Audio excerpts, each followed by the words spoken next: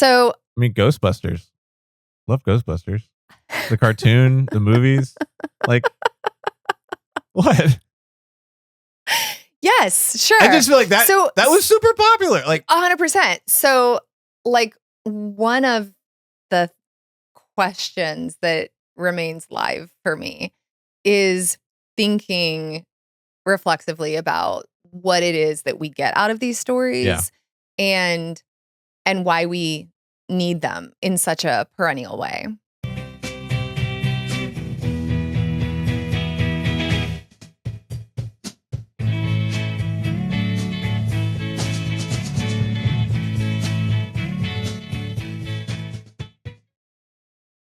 Welcome to Cult Favorite, the podcast that has never played with a Ouija board.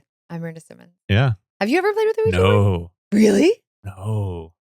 Nuh-uh. Oh, we'll talk. The whole thing about the like you can open a door. We need like a Halloween. That was This is a Halloween set. Like we need like spooky. You can tell that I had extra time this week if there is a visual gag that I add to the video right now.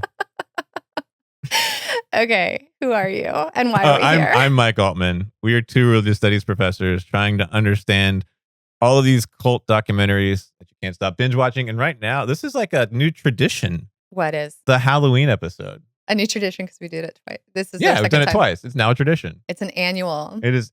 Yes. Sure. I love Halloween, but you do not like Halloween. It's your least favorite holiday. My least favorite holiday. How come? Why? Is it because you have so many kids? No. It's just like lots of logistics. Well, there's that. Too much that candy. is a piece of it. A lot of logistics. Like finding costumes is a nightmare. I just, like I'm not into horror stuff. I like. You don't like a game, like you don't like dressing up though? Not really. No. I find it incredibly. I find it very anxiety. Like you like coming up with a costume, kayfabe in costumes, but you do not like performing. Well, no, I love performing. I don't like Halloween. There's so much. I find it. It's more of like a social anxiety thing. Okay. Like having the right costume. There are a lot of accoutrements. Yeah. I don't. Halloween and then like requires it was gear. very not a thing I grew up doing a lot with. Right. And so is it because did you grow up not doing it because of like the influence of Satan? Vaguely satanic things. Mm-hmm. And then although I do remember the one year my parents felt really bad because we were living with my grandparents at the time. Mm-hmm. And they we wanted to go trick-or-treating and they were it was one of those things where it's like, you know what, there's not like the kids need to win, fine, but we didn't have any costumes. What's the worst that could happen? Day of, we didn't have any costumes. My grandmother, who worked for Feral Gas, a propane accessories company in Georgia.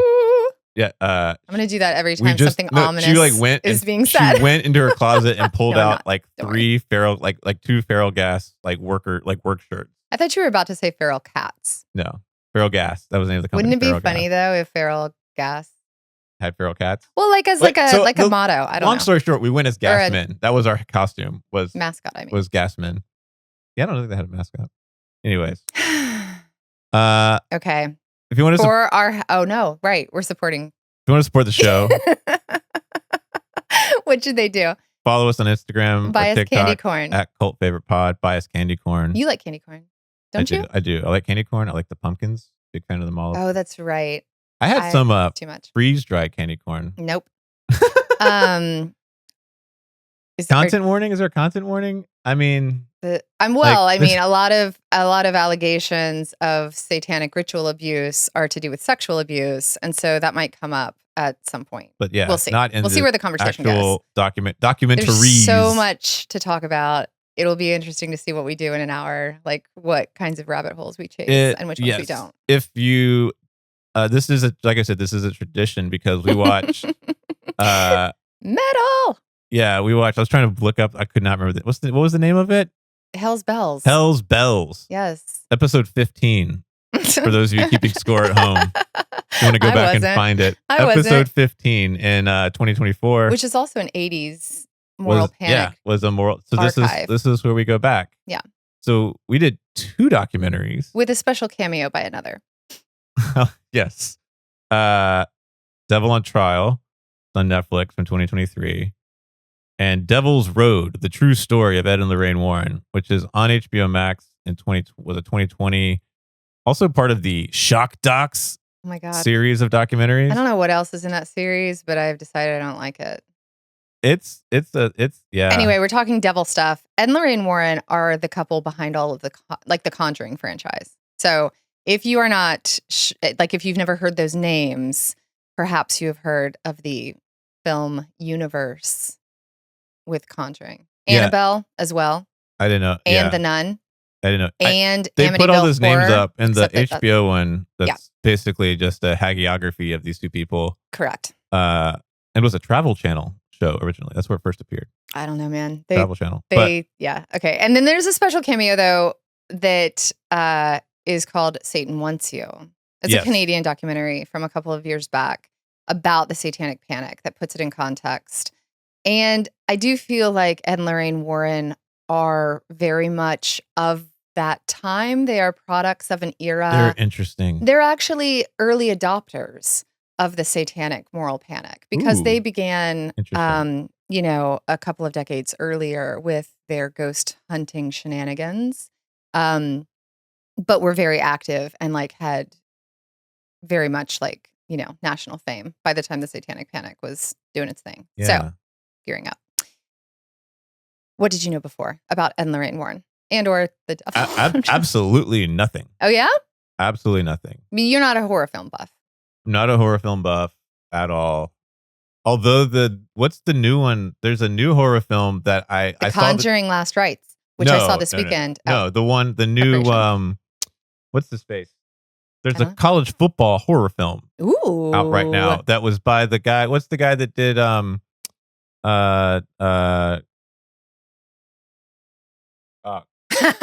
You're gonna have to Google Get Out. Who did Get Out?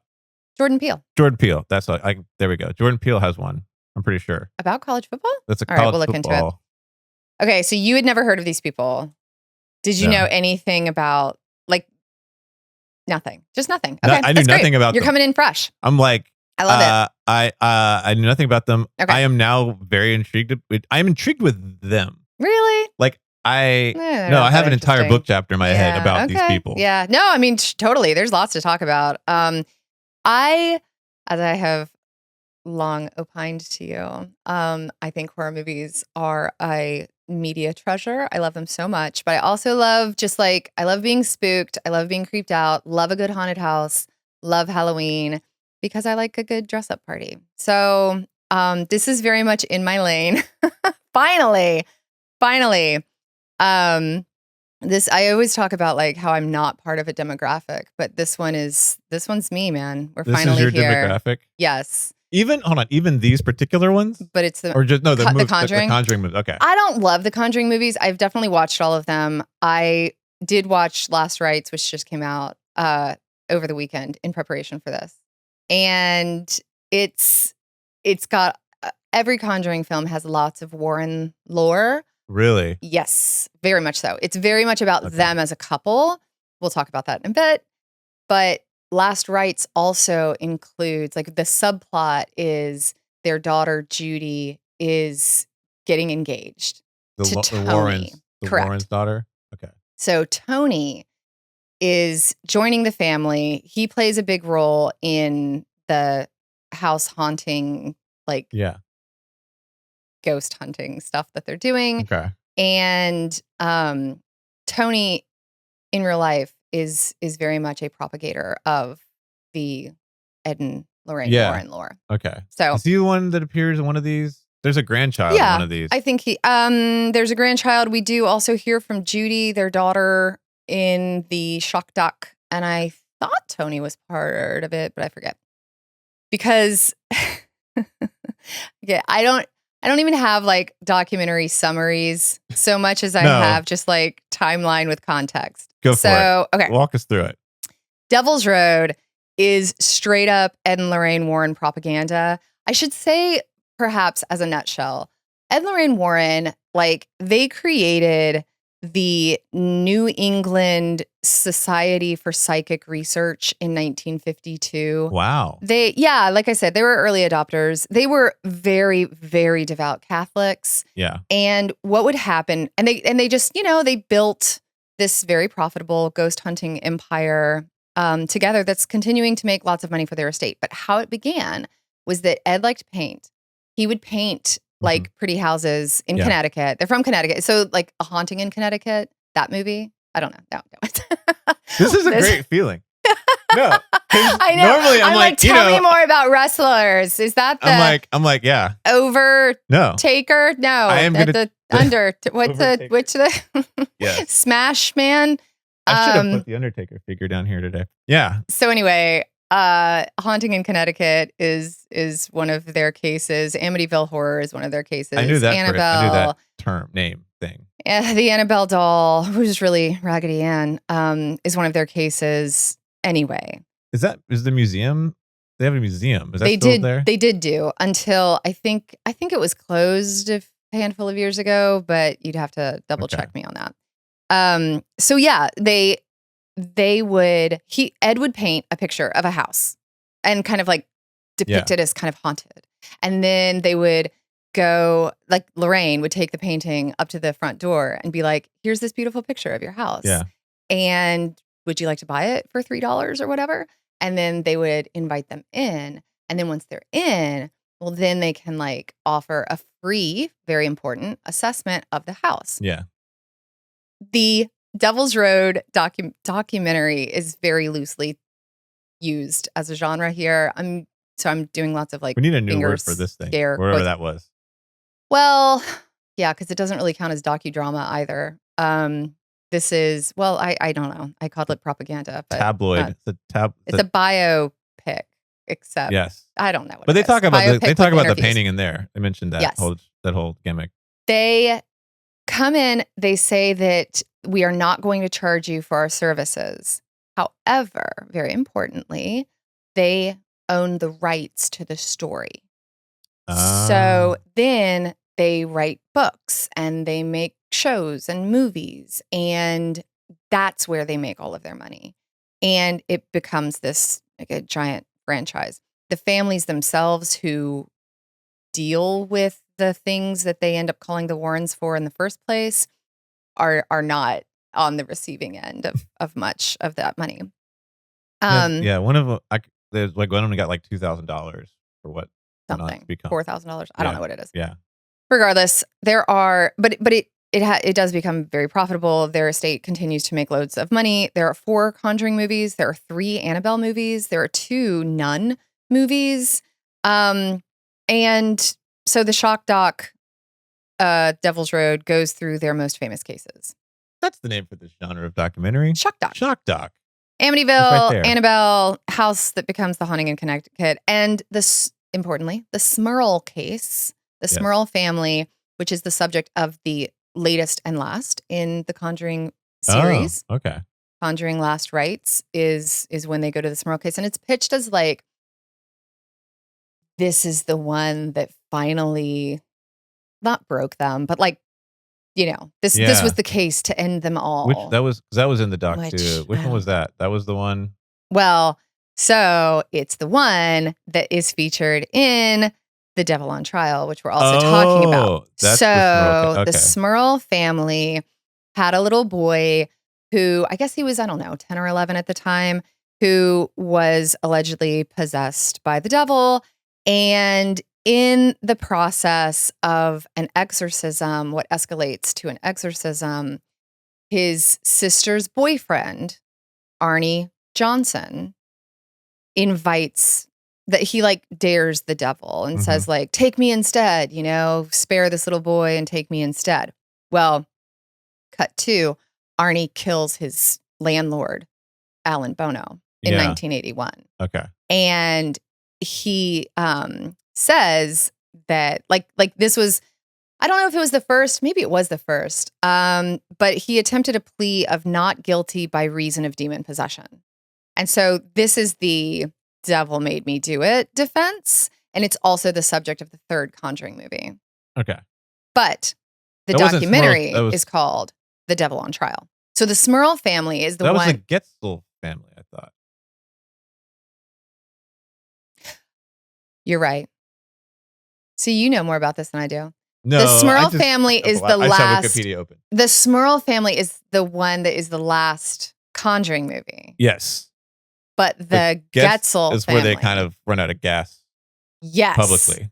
Okay, I can't remember the last name. You know why? The reason that's significant is, and it's in the Netflix documentary. First of all, I'm supposed to be introducing. I'm like, this is in my lane. I don't know I'm really bad with names. It's fine. I'm Googling it. That's why I was like, wait, because I literally was finishing it this morning. But also because there was a thing that stuck out to me in the Netflix documentary. So the Getzel is the one that you just all described, right? The Getzel family, and that's the third. That's the. How do you spell it? Getzeel? No, Gal. Yeah, okay. But there's a moment where in the courtroom, the judge throws out the devil made me do it thing. Yes, and a half dozen Catholic priests stand up and walk away, and the church never comments. That's right. That's really important because to me, this is all about the Catholic Church. Okay. Oh well, yeah. We can get back to that in a second. Anyways, well, the Catholic Church, subsidized the book that set off the Satanic Panic as well. So we're going to get there. Yeah. So anyway, Arnie Johnson, whose girlfriend is a member of the Getzel family, kills his landlord. They attempt this plea. The judge throws it out. He's sentenced to 10 to 20 years for first-degree manslaughter, but serves 5. It's, the subject of the third Conjuring movie. Okay. What does not get covered in either of those documentaries is obviously like how the Warrens really got their start. What complicates them in so many ways, like regardless of whether or not you're on board for like demon possession as a concept or as a phenomenon, regardless. I thought you meant like as a personal experience. Whether or not you actually want to invite the devil. Yeah. There's not much in the way. There's nothing in the way of like they, owned the story and this is what they were able to do with it. Yeah. It was like they're doing it because it's out of the goodness of their hearts. It's no charge. What is also not covered is one of several allegations about like things that were just more complicated, The most important of which is Judith Penny, who has claimed that she had a 40-year sexual relationship with Ed that began when he was 27 and she was 15. So not great. The Conjuring film series presents Ed and Lorraine Warren, like part of the whole character arc and development of these movies is that Ed and Lorraine are madly in love. They rely on each other so much. They're protecting each other in their own ways. Ed is a demonologist. Lorraine is the psychic. She's a clairvoyant who like assesses the vibe and she can kind of sense auras and she is able to see the future or she has visions. Yeah. Ed is the one that knows some stuff about demons and ghosts. But importantly, he cannot perform exorcisms. That's for the Catholic Church. And there's, as the Devil on Trial documentary talks about, one of them's like, exorcisms take a lot of paperwork. That was amazing. The amount of paperwork. There's a lot of red tape. There's a lot of red tape. A lot of red tape in the Catholic Church. So bureaucracy. He cannot himself perform exorcisms. That's where he draws the line. But otherwise, he's a self-proclaimed demonologist. That's because, it makes sense. That part made a lot of sense to me. Which part? That he couldn't perform exorcism. Oh, yeah. Because theologically it makes sense because the priest has, the priest and the ordination carries with it a particular ideal of like sacred power. Yeah. That he wouldn't have. And as a scam, it's better to have the solution. It's easier to get people to buy in if you're not also offering the solution. So I do not disagree. I also want to be very careful about identifying the sincerity or lack thereof of whatever beliefs. The Warrens, like I said, are devout Catholics. Inside of that universe, like demon possession is a thing. Yeah.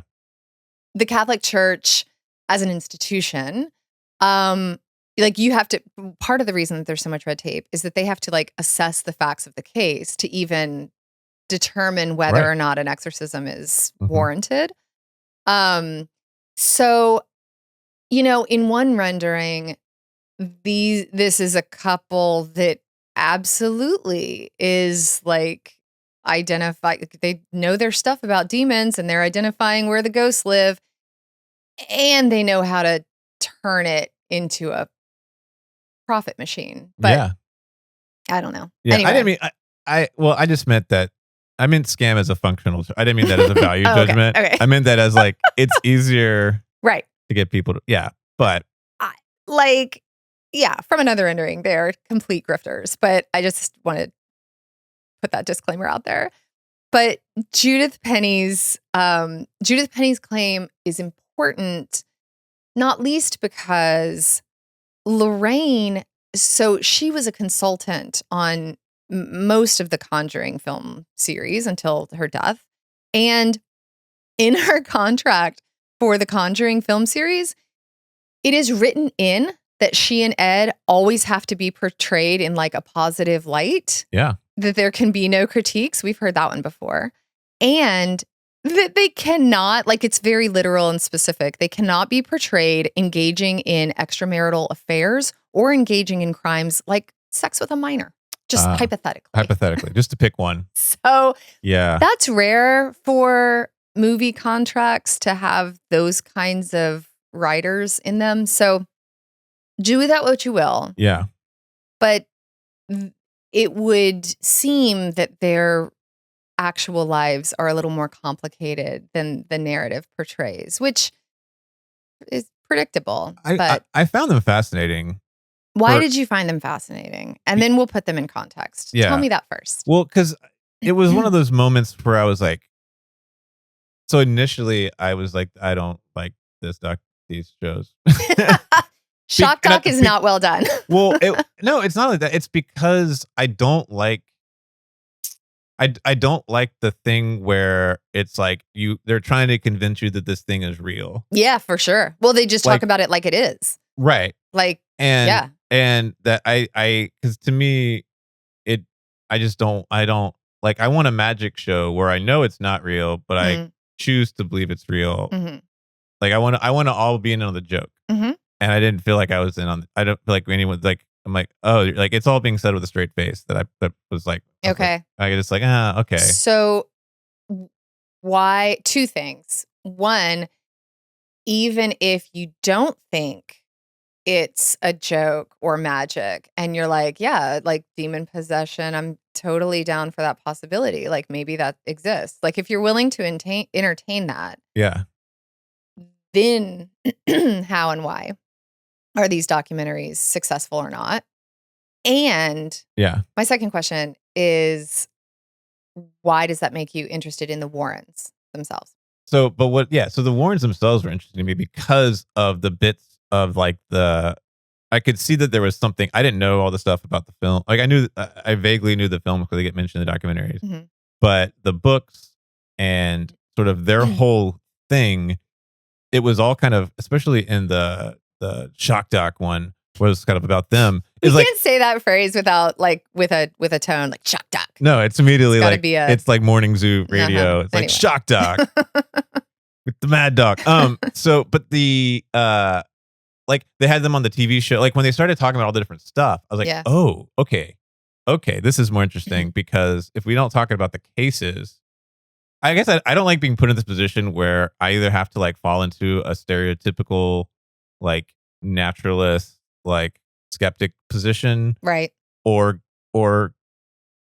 buy in. Yeah. I don't like. I find that like annoying, and like I was like, whatever. But the TV show, the books, all of that stuff perked my ears up.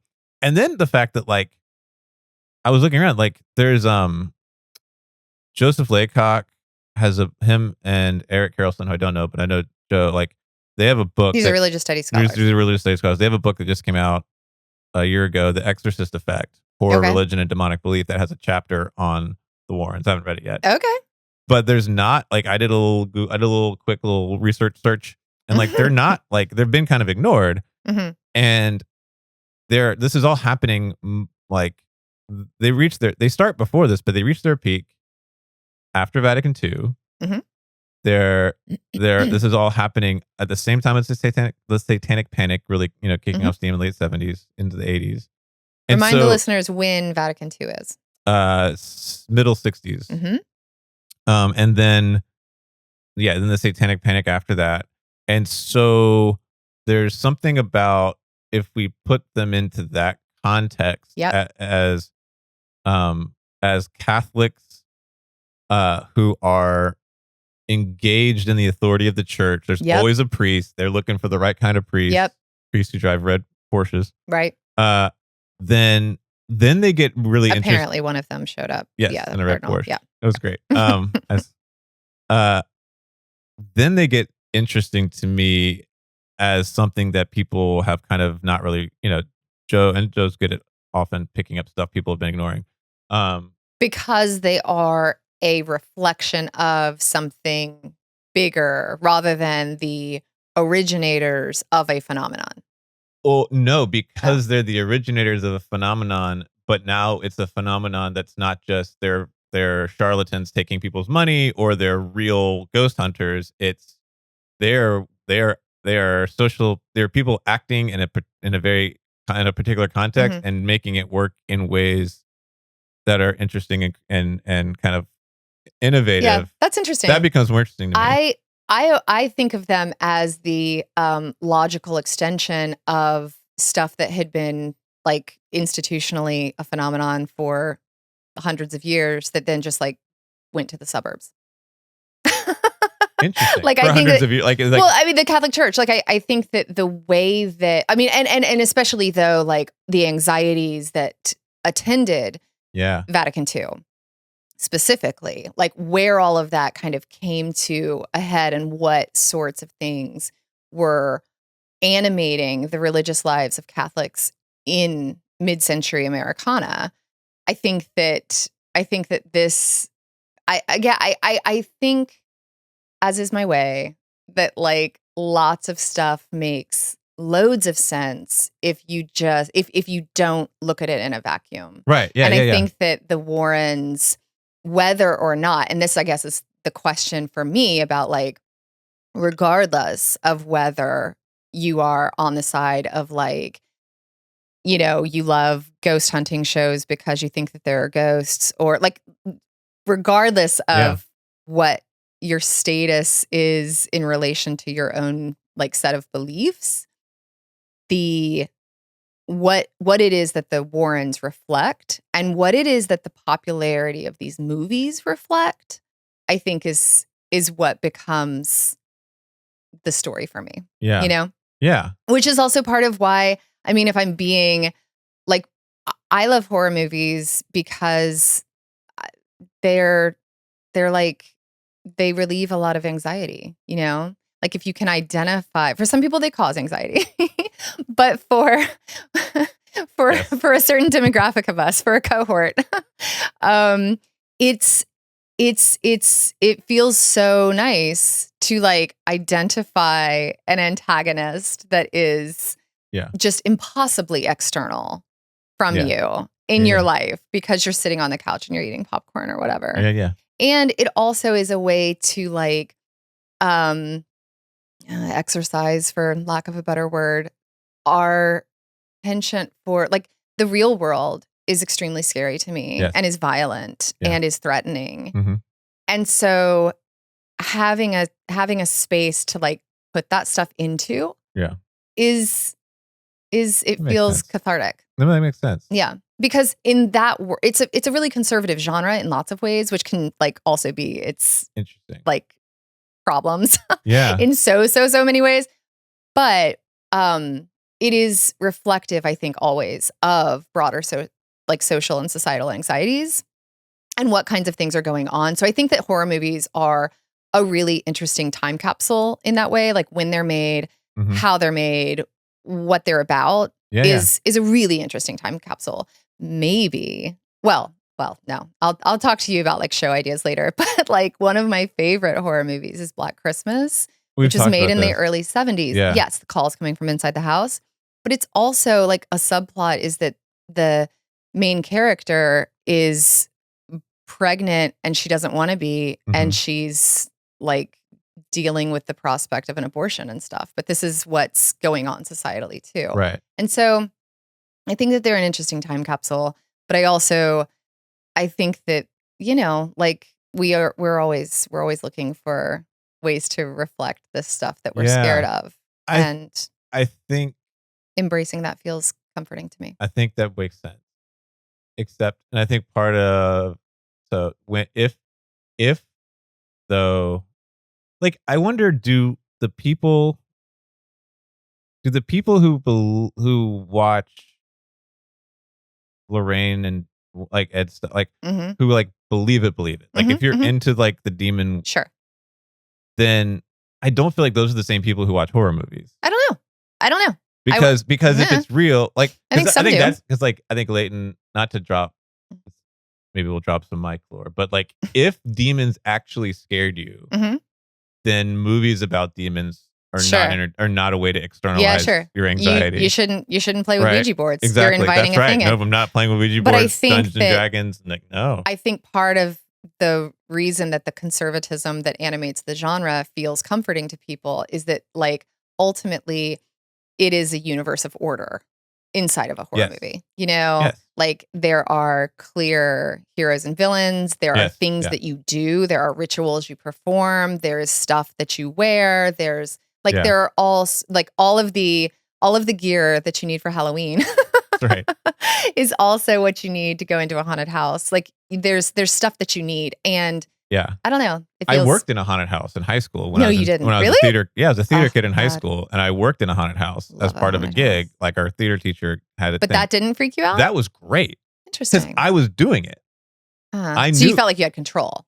Yeah, like, Okay. I don't like, and yeah, I knew it was. Yeah, I was in on the joke in a way. Yeah. By the way, the movie, it's Him. It just came out last month, and it's it's in Jordan Peele's company. He's the producer, probably. Yeah, he's like one of Okay. the producers, but not the director. but not the director or writer. But yeah, it's him, like HYM HIM. or okay. It's about a young and up and coming football player training at the isolated compound of an aging, nearly retired quarterback. Is there a demon? I'm not sure. I do often when there's Why a is really this when there's a relevant really popular. I think they're called the Saviors, the San Antonio Saviors. Okay. But when Sure. what I do, the way I interact when there's like a really popular horror movie that I'm not going to go see, but I want to be a part of, Yeah. I just read the plot on Wikipedia. Oh, okay. That's sure. That's my You know, solution. I did that for Bird Box. We all have our My modes partner and watched Bird Box methods. like halfway through and then couldn't sleep for like 3 weeks. Sure. Anyways. Okay, so let's put some of this stuff into context.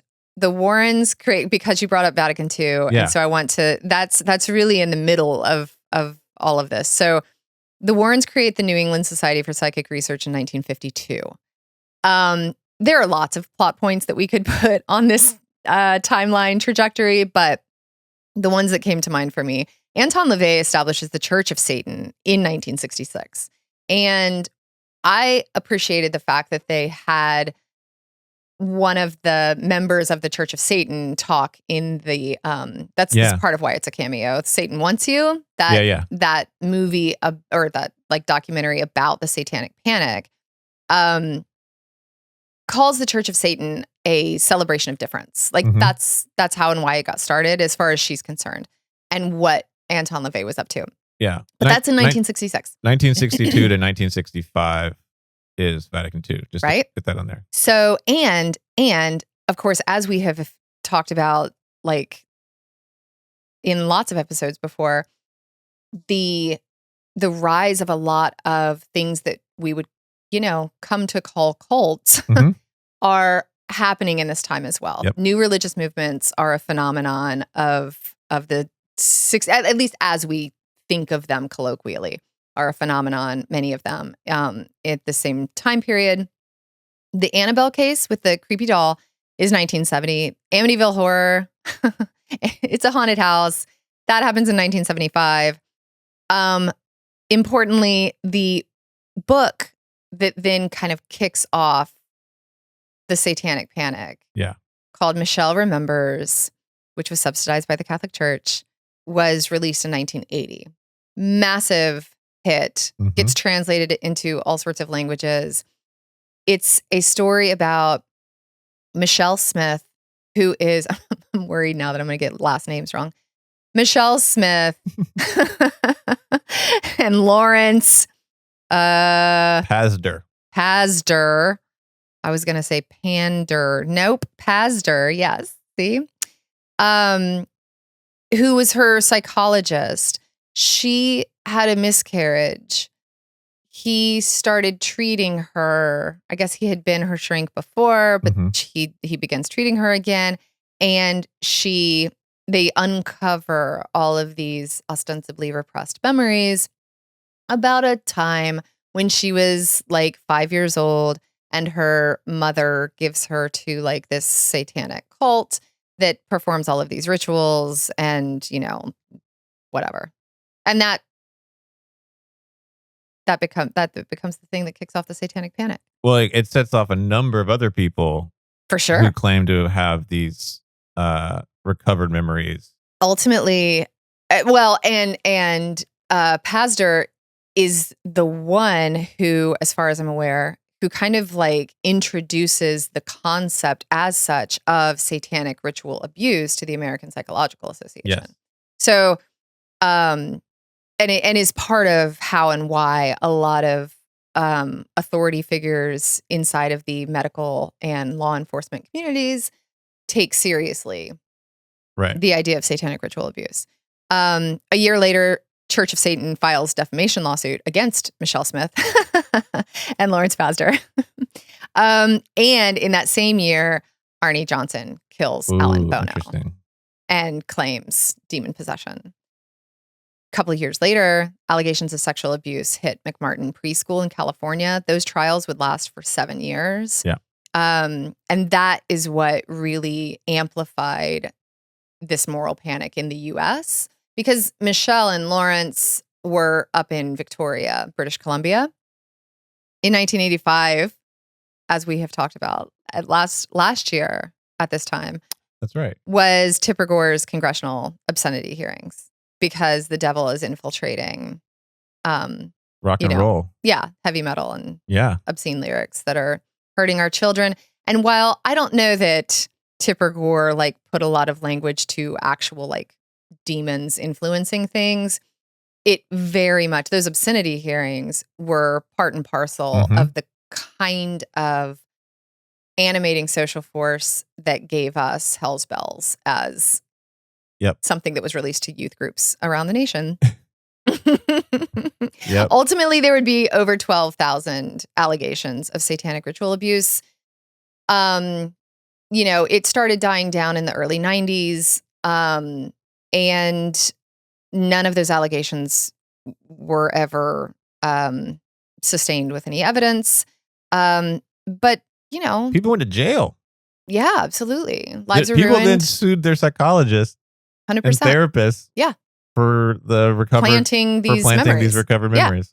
And I want to talk about that too, but, I want to pick your own brain for a little bit longer. But it never really goes away, because then obviously in 2016 we had Pizzagate and claims of like satanic pedophilia that's running rampant. And QAnon. Sure. Yeah. So is there, what else? I don't know. I have lots of feelings about all of this, but is there... So the thing I wrote down, like I want to go back to the Catholic thing. Yes, please do. Because I wanted to not steer too far away from that, because I knew that. Yeah. Well, yeah, I want to like if we frame Ed and Lorraine Warren in particular within like American Catholicism, then like the kind of this is like a big picture story, but like after World War II, yep, with the passage of the GI Bill, you have the movement of Catholics out of urban enclaves, like your stereotypical, Catholic neighborhood in New York or Boston or whatever, into the suburbs where they're now surrounded by a lot of non-Catholics. And in the Connecticut countryside, for example. No, these are who these people are. Yes, exactly. Yeah. And they are now further away from the parish and the church and the priest, and the authority that the priest has is very, very different. Like if you there's one of my favorite episodes of Mad Men is the Easter episode. Okay, I don't know that I remember it. It's what is Elizabeth? What's her name? Moss. Elizabeth Moss character is going back to her parents' house. And I remember the last names of celebrities. There you go. But not actual people. But like there's a scene where like the priest is coming over for Sunday lunch. Yeah. And the older women are like running around the house, and the dad's back is out. He's just like laying on the sofa. And you get a sense for how much like authority this priest has, right? That's like fading, right? And then Vatican II, which we keep bringing up, and if people are like, what does that matter? Vatican II does a number of things, but it puts the mass in the vernacular. So now you're not hearing the mass just in Latin, so it's easier for people to understand what's going on. It opens up a lot of connections to Protestants and Jews. Right. So there's a lot of sort of liberalization is not the right word, but we could just say like broadening of the church that comes out. It feels more inclusive, yes, which is also scary to some people. Yeah. And it also, I think, has the effect of when that hits alongside it's a global event, but within the United States, when you couple that with the GI Bill, so more of them are going to college, more Catholics are going to college. They're settling in the suburbs in different jobs. They're living around lots of non-Catholics. And then Vatican II is sort of broadening and making it feel like, okay, that the authority of the church in your everyday life is sort of drops dramatically. And then when you add in the 1968 encyclical Humana Vitae, which was Pope Paul's, it was the church's it was under Paul the Sixth. Yeah, because it was 68. Oh, it was before. Okay, earlier Paul. Okay, and it comes right after Vatican II, and it was the church's statement on birth control. Yes. Well, what happens is a number of American Catholics just kind of shrug. Yeah, like they're not going to talk about it. They're not going to say it to their priest. Yeah, but and from then forward, especially into the 70s. There's a lot. This is where you start to get the idea of like the conservative Catholic, or I grew up Catholic, but not really. Like, and so the Humana Vitae actually kind of pops the authority of the church in a lot of ways, and the authority of local priests, because people are just kind of, and so I think in that context, well, what does it say about birth control? Like it's good or bad? It bans it. Yeah, it says no, don't do it. Yes, right. This is the official statement on But and it's not then until a handful of years later that American evangelicals pick that up. Oh yeah, as their like in the initial months after the Roe v. Wade decision, like the Southern Baptist Convention is like, why do we care? That's a Catholic issue. Yes, but what that does is it really keeps those suburban Catholics are now even further kind of at a distance from the church. Right. So what I think is interesting then is when you have this couple walking up to your house and saying like, there's discovering ghosts. Sure. That they then point immediately to, we got to get a priest. We got to get a cardinal. Yep. They're pointing to, like, they're always pointing back to these traditional authority figures. They love the police. Sure. Lorraine, coordinates with the police. They coordinate with the police. Yep. They want, the reason I think they want these cases to go to court is because they want that legal authorization. Like they're very, like you could imagine a different approach, which is like, what I'm dealing with is not of this world, but of the next. Well, and so I'm going to ignore everybody else. 100%. And they also, do want to convert people. Like the devil will he has a much easier time possessing people who are non-believers. Yes. They said. Yeah. So there is this kind of, yes, deferential nod to both earthly and divine powers that be. Yes. Yeah. And so and I could see, and I think this also helps explain why these priests were so willing to go along with it, because we have a place now. I think there's a way that it reinforced their authority that a number of local priests would happily accept. I'm switching to my laptop because my iPad's dying, but you keep talking.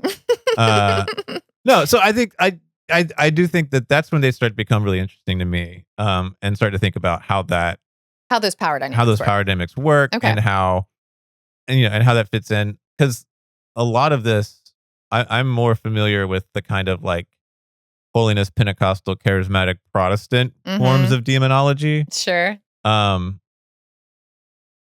think we've talked about Carman before on this podcast. Yeah. He has Carman bells, man. Carman who grows up Catholic and then becomes Pentecostal. I didn't know that. He's Catholic? Super Italian. Grows up Italian Catholic.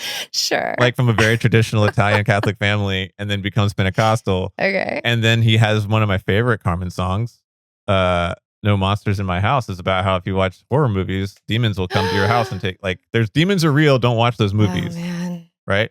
See, I feel like evangelical pop music is way scarier than horror movies. I feel like as we're finding out every day, as new stories are told about the people making it, you're not wrong. Okay. Well, I mean, okay. So in that sense, that is one of the things that I've been thinking about a lot as I was preparing for this conversation today, is that very question of what these demon or ghost stories do for us exactly. Yeah. Why they are so popular. There is, I tried to Google how many horror movies are about demon possession. And it's just a lot. AI cannot help you out. Yeah. And being very profitable. So, I mean, Ghostbusters. Love Ghostbusters. The cartoon, the movies. What? Yes, sure. I just feel like that was super popular. 100%. So, one of the questions that remains live for me is thinking reflexively about what it is that we get out of these stories, and why we need them in such a perennial way. Yeah. Do you have thoughts on that? Yeah, because I didn't really watch Ghostbusters, to be honest. You didn't watch Ghostbusters? I mean, I watched it. But I was kind of one and done with that. It was fine. Oh, you know what? So you were the cartoon. I had to sneak away to watch the cartoon. Loved it. Interesting. Because anything ghost related. Yeah. I mean, they literally have a pet demon. Okay. Slimer is a little pet demon. Well, and I think that the way that isn't the way that the demon comes into the Exorcist movie, doesn't she get possessed because she's playing with a Ouija board? I think so. I don't remember. I watched The Exorcist one time with a. Don't you feel like it's a rite of passage? My girlfriend at the time really wanted me to watch it. I did not want to watch it. She was. That's why she's an ex-girlfriend. That is why she's an ex-girlfriend. Ex-orcist. I mean, that's not the only reason. Sure. But and so I was like, this is not. Yeah. Too much. Too close. That proximity thing. So I think they function a couple So when I think of demons, yes, go. There are a couple different demon stories, archetypes of demon stories. There's the foreign demon story. So I got a lot of stories about demon trees in Africa. Okay. Demons over there. Yeah. And demons in these places that are full of darkness and et cetera, et cetera. So there's the missionary story of demons. Very much informed. Those stories I love. Oh my God. I find as a those kid, that was my favorite part of every Because we had a missionary Because it's conference so- every year, and we'd have these like people from like Burkina Faso or wherever come over from Africa and talk about so they'd have a slide. easily orientalizing and exoticizing it is. and literally demonizing Yes. entire Yes. Like, swaths of that's the world. why- Yes. Like that's why my first book was about people talking about India, because I sat there and listened to these like literal slideshows with these like, that's the demon tree. This we was prayed really over it. important for Lawrence Pasder, like as he's again ostensibly allegedly recovering a lot of memories from Michelle, he is mapping them onto his time in Nigeria, I think it was. Yes. Where he like would witness rituals that seemed very odd and scary to him. And that is what then like that looks like possession. Right. Yes. And so then he had like a visual to put it with. So there's those demon stories, like the others over there. Sure. That and then the demon stories, like there's the demon stories that are the biblical demon stories. Okay. Right? Which I think are the basis, the stories of Jesus casting out demons in the New Testament. Why do those feel different? Is it because that you internalize those stories in such a like why don't those feel like something that's happening in the Middle East? Like interesting. Why is that? Is it because that like how do those feel closer to home? Is it because that is your sacred text and thus and I don't think I think those, I don't know how other people thought about them, but when I read those stories, I was always like, oh, so like the person I was always like, that's just undiagnosed like mental illness or someone who has seizures. Like as a kid, I was like, obviously like about Bible stories? Yes. But then why wouldn't you play with a Ouija board? Well, that doesn't mean there weren't demons still. I was a kid. I didn't think it was consistent. It didn't.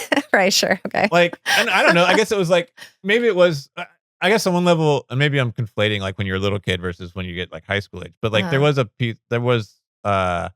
but I think those are different kind of genre, but they inform, right? Like it's the idea that like, I think what it is it is that worldview of a world that I don't want to say enchanted because that's overused, but like if you believe that like spiritual warfare is real, sure, and that there are bad demons and beings out there, okay. So it's less like Jesus sending the demons into the pigs that run off, and more like that line in whatever letter from Apostle Paul about our real battle is with prince and principalities of this whatever. Okay. Like that. And I also read oh shoot, what was the guy's name? The evangelical demon novelist guy. Ugh. Somebody out there is screaming at their iPhone. I don't know. But yeah, that worldview of like, if I get a parking space, it's because God's on my side. Oh, sure. If I get sick, I'm under a demonic attack. If I've been sinning too much, this is the language in the documentary. I've left an open door, right, a space, and there's even like internal debates, I think, amongst conservative Christians about like, well, if you're saved, you can't be possessed. Well, but if you do these things, you leave yourself open to it. But these are the rules and regulations that create a universe of order inside of what otherwise would feel like chaos. Yes. And so that's how I feel like those, again, like are kind of weirdly comforting. And it is go. Frank Peretti. Oh, sure. This Present okay, Darkness. I've heard that name. Yeah. This Present Darkness. I read that book in high school. Okay. Did not like it. It freaked me out. But yeah. But that's so in Satan Wants You, there's a detective or like a police officer or something who had investigated some allegations of satanic ritual abuse, who talks about, this is not his wording, but like he's talking about the function of belief. Yeah. And he talked about how like my impulse as a member of law enforcement is to not believe anything, is to like go in with skepticism. He was the most cop that you could cop. And but then you have all of these therapists who are working with people who are, they're planting or recovering memories as you wish. And their impulse is to believe everything. Yeah. You know? And both of those, and he kind of, I mean, he says as much, but like both of those things are reflections of bias. Yeah. And so then it is a question or of like what happens when these biases and what they become when they go like viral, and what happens when those biases are not just a personal impulse because of my profession, but actually what is like dominating news cycles and getting people put in prison and such, or belief as a profit engine, making lots of money in movie franchises, Mhm. And in that case, belief is interesting because it's not like, and then it doesn't matter that the whole thing of like, do you, don't you? right. That's yes. not really Yes, exactly. interesting to me so much as what is it that this belief does for you? And how does it reflect your broader social framework? Because it doesn't really matter.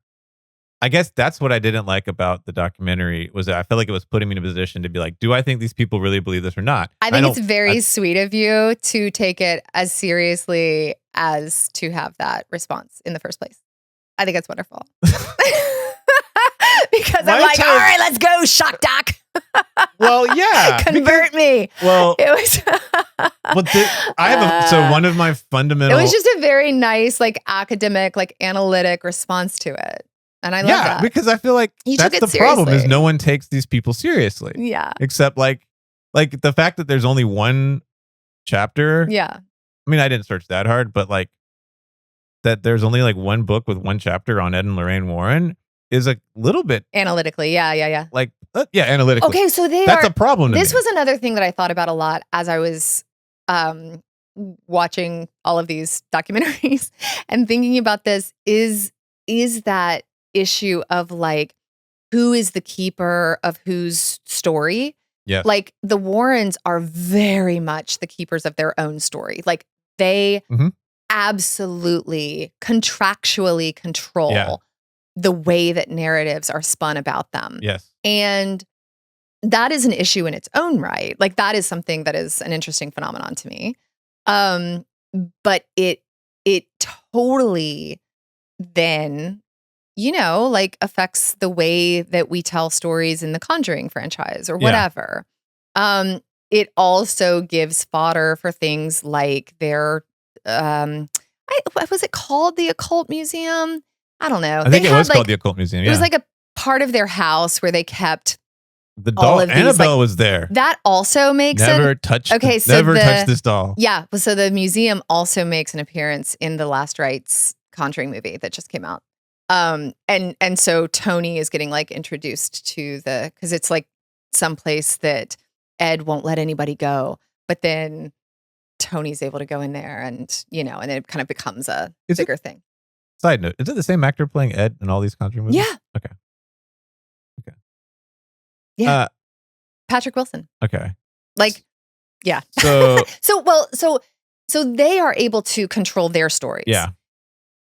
However, in the case of Michelle Remembers, that story is very much, while it is ostensibly her experience, it is Lawrence Pazder's story to tell. Mm-hmm. Like, and that comes up in the documentary by that same detective, actually, that like when people are asking her questions about her experience, she would tend to look to Lawrence Pazder and he would answer. Because the book was basically, he recorded all these conversations with them.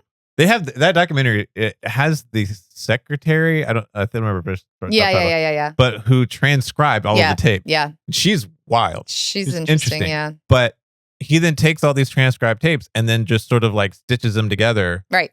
Into the book. And then, once she has like expressed these memories, now they're like gone. They've like vanished into the ethers, and he is the careful recorder thereof and thus can like share them with the world. So I think that like in the same way, if we think about possession and like what it is that people possess and what they are possessed by, and what kinds of things we hold and release, what kinds of things we take out of people. Like, I think that the question of stories is really interesting in that framework and through that lens. Like, because so many of the people who were really driving, making, like, they were the engine that drove the car of the Satanic Panic, were a lot of middle-aged white women who, like, we have anxieties about raising children, and it feels good to, like, identify an enemy to fight against. But, and also too, so, like, a lot of the stories about satanic ritual abuse were about harms done to children. Yeah. But it's also, I was so struck by just how powerful the relationship in a sort of transference way with a therapist, because all of the therapists that we heard from who were sitting beside their patients on these national talk shows, like going on Geraldo or whatever, were middle-aged white dudes. Yes. And so the relationship between, and so Lawrence Pastor and Michelle Smith, importantly, go on to get married. But there's a massive, like, breach, boundaries got fuzzy ethics. There. Yeah. Correct. But even when that is not the result, there are these women who are mothers who are also being listened to for hours.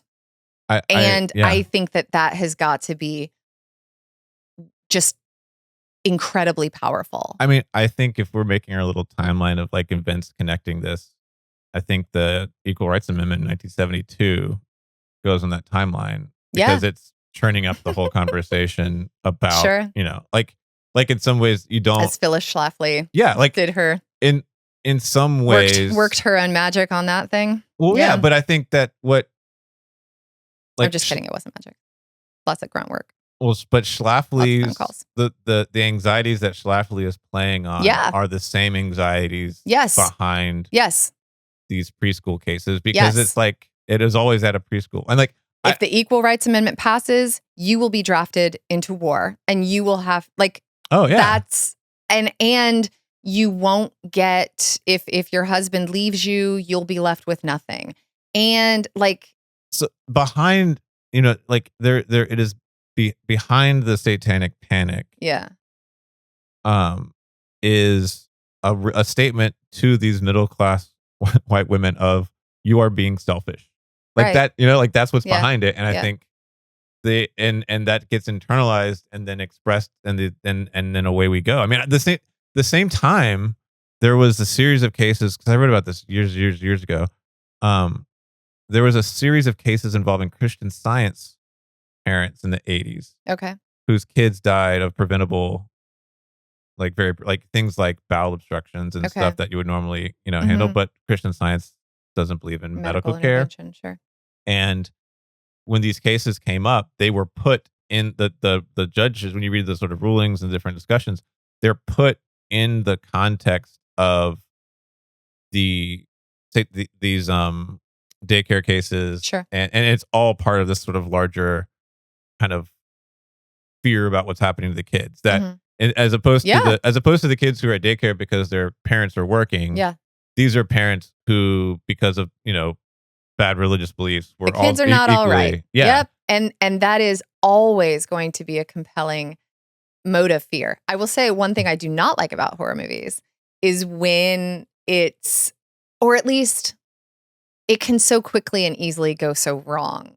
So I always have, like, a side eye to horror movies that employ children as a primary plot device, because I feel like it's just such low hanging fruit. It's the same reason I don't love a jump scare. But it's also a really powerful plot device because it's it's our symbol of purity and innocence. There are so many scary things in the world. We do not think about, again, the call coming from inside the house. And so instead, it's demons it's satanic daycare workers Right. abusing our children, not the Catholic priests Right. who are Yes. Yes. abusing our children. That's the other thing that's happened. I mean, that's Right? the other piece of this is at the same time that Ed and Yes. Lorraine Warren are doing this and Yes. reinforcing the power of priests Yes. and the authority of priests. Like, This is when a lot of just this stuff go is back going an episode Yeah. to Martial. Yeah. And this is all happening at the same time. Yeah. Yeah. Well, Like, I guess there's like, this sounds trite, but it's like, there's enough scary shit happening that I don't need to go watch a movie where it's happening. I feel like there's enough scary shit happening, which is why I need to go watch scary shit happening. Because ultimately, inside of scary movies, maybe I should watch more scary movies. Well, I think again, it's a universe of order a lot of times, and it's always like people banding together. In many cases, I won't say always, but in many cases, like I think that there's when you identify a common enemy or a monster or a demon or an antagonist, you have something to organize around, and you have something that like bonds you with other people to like act collectively in relation to it. Yeah. In ways that in real life are so much more diffuse and so much more nuanced and complicated. Yeah. And it's very cathartic to see people like, working together to survive. Yeah. I mean, I think that makes sense to me because I get that. I mean, that's pro wrestling too. At the end of the day. Yeah. Do you have a takeaway? Is it time for takeaways? Are we ready for takeaways? Yeah. I mean, there's so many other things that. Well, yeah, it's time for takeaway. I mean, my takeaway is like, I literally, that was my takeaway that I've written down is basically that. Like stories of the supernatural demons and devils, I think they can keep us from paying attention to the very natural harm and danger happening around us. So like to me. Oh, totally. 1000%. That's, it's that. That's, And I guess I find that like the idea that because I'm so like conscious of ever-present impending doom, I have always been like, it's, I was a very serious little child. Then there's I don't know, a place to put that is a nice little escape. I get that. I mean, they're wildly popular. So like, I totally get it. I love being spooked. Well, I mean, my takeaway is, I guess just the other side of that same coin, because we're always going to need and identify scary stuff to alleviate societal and personal anxieties. And I just think that it's really important to pay attention to what it is that we are identifying, how and why, and who tends to be on the receiving end of those fears. Yeah. That makes because sense. they are always like targeted by definition. I will amend to say also, I think across all of these, it just reminded me like human beings are so malleable is not the right word. Like we feel I think that's true. We feel like we're solid in a lot of ways. Like we go out in the world and act like we know what's going on. We're individuals, rugged individuals. But we are so paving our way. But the boundary, like it is such a thin membrane between like that solidity and the various people we see in these documentaries. Our vulnerabilities. Right? Yeah. Like I have like one of our kids had night terrors. Yeah. And I joked, I was talking to somebody about it. I was like, this is like, because they'd wake up, eyes wide awake, hollering, and then they'd start saying things like narrating some dream they're stuck in to your face, like that's just rough. Sitting. And I was like talking to a friend about this, and I was like, this is why people believe in demons. Sure. Right? Sure. And I'm like, in a different social cultural context. Sure. It's like, like right there. Well, you need an explanation for something that is abjectly terrifying. Yeah. And explanations and mental clarity give us an illusion of stability. Exactly. And we are very resilient as a species, but we're also exceedingly fragile as a species. Yes. And we are all subject to manipulating and being manipulated. We are all subject to invocations of problematic power dynamics. Like these are all very human phenomena. Yeah. And that's, I mean, as much as... And so then it's a story about like boundaries and relationships. And it's something we come back to all the time. It's like no one joins a cult, quote unquote, right? They join a church, a self-help group, a parenting circle, a dating site. Sure. Yeah, that's right. Because we're looking for community. Yeah. And I feel like in horror narratives, there's like a ready-made community. You know what I mean? It's like the family banding together, or it's like the group in any of the Saw movies. Or like, I just love that stuff. Eat it up like candy corn. There's something about that. Right? Yeah. It's the Scooby-Doo of it all. Like they were, interestingly, I never really got into a lot of the kind of like spoofy scary. Yeah. Oh, I do love What We Do in the Shadows. I haven't watched that yet. But like old school, like Scooby-Doo and Ghostbusters and stuff. Like I watched, it was fine, but it didn't really do it for me. I just was here for the fun cameos, like when it was like the Harlem Globetrotters on Scooby-Doo. Oh, sure. That's right. Batman and Robin on Scooby-Doo. Yeah. Well, okay. So my resident knower of so much about this topic is I'm such a fan of Sarah Marshall, podcaster about town, who hosts Wrong About, who has an excellent episode on Ed and Lorraine Warren. But my cult favorite is also an anticipatory one because she did a like limited podcast series with the CBC that drops today called The Devil You Know. Not today when this is coming out. Today when we're recording. Oh, yeah. Today. It'll be out now, though. Go look for it. It's out now. Go look for it. But as of today, on October 20th, it drops, and it's all about the Satanic Panic. And I'm so excited about it. I could listen to her talk about lots of things for lots of time, but the Satanic Panic especially. Did she do a book on the Satanic Panic? She was working on one. I'm not sure if it ever materialized or not. She shows up in that documentary. Yeah. So she's in the Satan Wants You.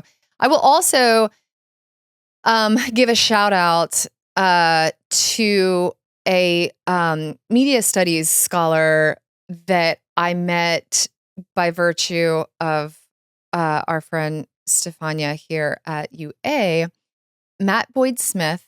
He has an article called Fully Authenticated by Respected Scientists, Fact, Fiction, and the Roots of Paranormal Reality Shows in American Television History. It's in the new review of Film and Television Studies from last year. And if you are interested in the history of like ghost hunting shows and like TV series and how it was that they presented themselves to American audiences as, like authenticated, legitimate, serious, very serious. There is and sober. a horror thing that Mike liked. Okay. Mike liked growing up. Mike liked Twilight Zone. Or no? Did you ever watch the show on MTV Fear?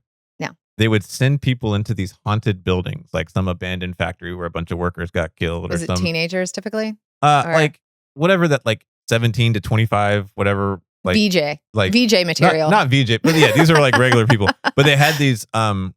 They would wear these cameras that were like kind of on them and pointed at their faces. Sure. Almost like a GoPro, but pointed at you. Yeah. And they'd send them in there, and they'd have to like walk around the building, and they'd like come across stuff, and they'd get scared, and you would like hear a noise, and then you would just see like this sort of black and white like infrared camera shot of them screaming. I loved that show. I see that does not interest me as much. It's so interesting. But like it's because though it like activates different parts, I think, of like what our brains need to cope. Yeah. You know what I mean? And then did you have anything else to say about the Smith book? No, okay, I just it's something that you all should look out for. I believe he's coming to give a lecture next semester here at UA, which I'm very excited about. Yeah. Yay. Anyway. So this segues into another thing. I realized I don't like horror movies. Mhm. I have enjoyed a lot of horror video games. Interesting. So like the Resident Evil series. But you have control over those. Literally, yeah. Yeah, I feel like those are Dead Space yeah. is a space horror game. You are using a thing called a controller. Yes. To navigate your way through those video games. And I'm fighting off these, but like Resident Evil with like the zombie dogs and the zombie, like that had jump scares in it and everything. Interesting. Interesting. Dead Space is the same thing as Resident Evil, but you're in space and it's like space zombies. Interesting. And then my cult favorite. That sounds not great to me. Only because I picked it back up. It's been out for a long time. It's called Vampire Survivor. Ooh. It looks like a kind of 8-bit Nintendo game. Like that's the kind of aesthetic of it. Mm-hmm. And basically it is one of these games. You don't have to, you take your little character you choose who has like a weapon, and you just run around the screen, and these various genres of horror beasts come at you. Okay. Like in hordes, and your little weapon gets better and better as you play, and you but you can get it for your phone. You can play it with just your thumb. It's great. It's highly addictive. I was playing it, but the other night, my partner you always give like a full on ad for the thing, and I love it. I just think that it's very endearing. I just want to share my thing. I love it. I love it. Do it. But I was the other night, my partner who hates video games. Okay. The older kids were gone, and one of the middle children wanted special video game time, and if they can get her to play with them, it's like the biggest deal. Sure. So we were like talking. I was like, we should get her to play Vampire Survivors, and he was like, okay. And so because all you have to do is move. Yeah. There's no confusing buttons. Just run around the screen. I liked Frogger. So she loved it. It's like Frogger. It's like it is very similar to Frogger. Very similar. So you can get it for free on your phone or wherever. It's fun. Go play Vampire Survivor. Movement is famously popular in video games. Movement is good, but you can play it with you don't have to learn anything. You can anyone can pick it up and play it. Awesome. So there you go. I like that. I like our Halloween theme cult favorites as well. I should have brought a bag of candy corn to put in the bowl. But my bowl's pretty Halloween-y. Yeah, is it Corpse Bride? It's got a corpse bride. Yeah, I got this. This is made by a UA student. This cool. Is from the Empty Bowls fundraiser where they make the bowls. I feel like the people who are pro or anti candy corn it's more interesting to me than it should be. But I feel like it's sort of like whether you see white and gold or blue and black in the dress. I think it's funny that people have such strong opinions about candy corn. Yeah, well, because if it's like, do you like Twizzlers or not? I think oh God, I hate Twizzlers. But no one cares. Maybe. Like I don't know.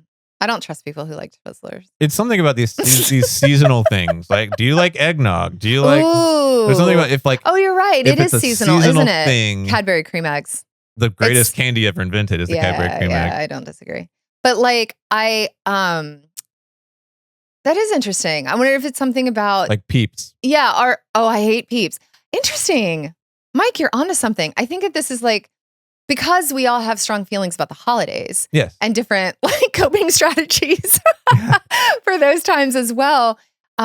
Sugar not least among them. And I bet that's why we have strong feelings about it. I'm going to psychoanalyze our candy choices. That's why we care. I do feel like those of us who like candy corn are in the minority, and I feel like it's. I don't think so. I think it's a vocal. Do you think so? Vocal.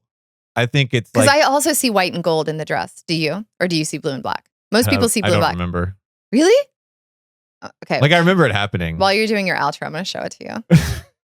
But I think that I think that most people are fine with candy corn. And it's become a thing to not like candy corn. Democracy. Thanks for listening to Cult Favorite. Man, they only show them side by side. I'm out of this podcast already. I'm just looking at dress images. Ugh. Keep going. Sorry. I was wondering how many students remember the dress thing, because I don't know. Oh, anyway, I use it in class all the time. I know. Thanks for listening to Cult Favorite. Please subscribe to the podcast on Spotify, Apple, and YouTube. Leave us a rating and a review. You can also follow us on Instagram and TikTok at Cult Favorite. Thanks to the Department of Religious Studies at the University of Alabama for production assistance. And one of the facilitators of our stories, even if not the keeper thereof. Yes. They're what was the guy? Brittle? There was the guy that, anyway. What? The guy who wrote for Ed and Lorraine's book, wrote the books for Ed and Lorraine Ugh, Warren. I don't know. There's a middleman. No, that's not how I feel about it. I feel much. No, I meant like a much more careful. Whatever. Keep going. We'll see y'all in 2 weeks. Yay!